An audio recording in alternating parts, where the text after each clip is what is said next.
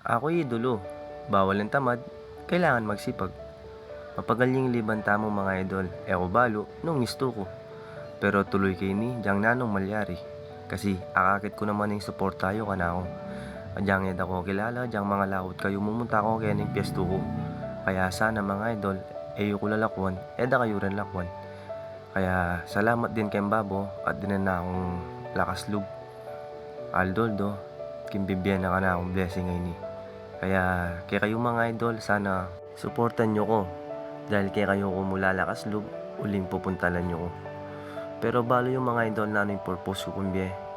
Uling maragon ko pangarap, kailangan kong magsipag. Lalo na ka rin pamilya ko mga idol, ilang inspirasyon ko.